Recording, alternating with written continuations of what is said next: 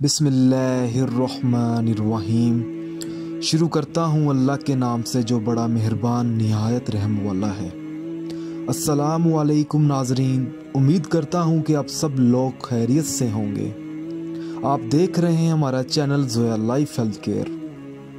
और नाजरीन, अगर आपने अभी तक हमारा चैनल सब्सक्राइब नहीं किया तो प्लीज़ इसे सब्सक्राइब करें और मज़ीद नोटिफिकेशंस हासिल करने के लिए बेल आइकॉन को दबाएं। आज हम इस वीडियो में आपको कामयाबी के लिए बिस्मिल्लाह और सूरत इखलास का एक वजीफ़ा बताएंगे।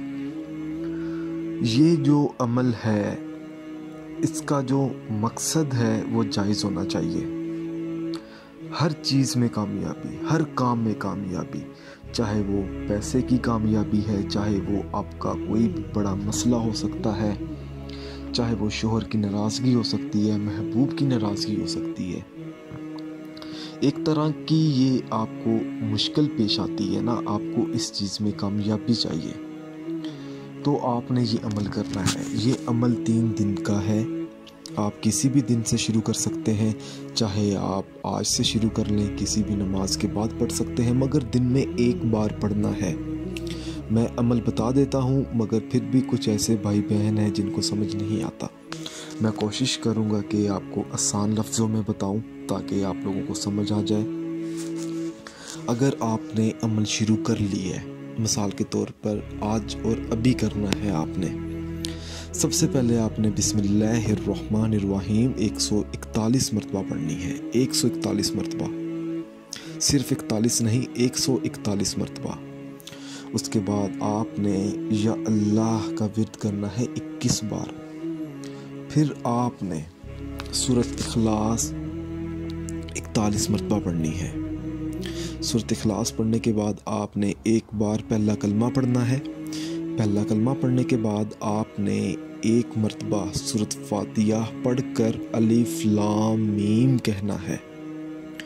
उसके बाद आपने 21 मरतबा या अल्लाह का दोबारा विर्द करना है और फिर आपने आखिर में 21 मरतबा अव्वल व आखिर दुरूद पाक पढ़कर आपने पानी पर दम कर देना है। एक तरह की आपने फूंक मार देनी है। अब उस पानी का जो इस्तेमाल है, आपने अपना जो मकसद है, आपका जो मसला है, आपने अपने ज़हन में रख कर उस पानी पर आपने फूंक मारनी है और वो पानी आपने पी लेना है। इंशाल्लाह ताला आपको 3 दिन के अंदर अंदर कामयाबी मिल जाएगी। मतलब कि आप जब 3 दिन का ही अमल कर लेंगे ना, उसके बाद आपको 3 दिन भी लग सकते हैं, 7 दिन भी लग सकते हैं, मगर आपको कामयाबी इंशाल्लाह ज़रूर मिलेगी इस अमल की मदद से।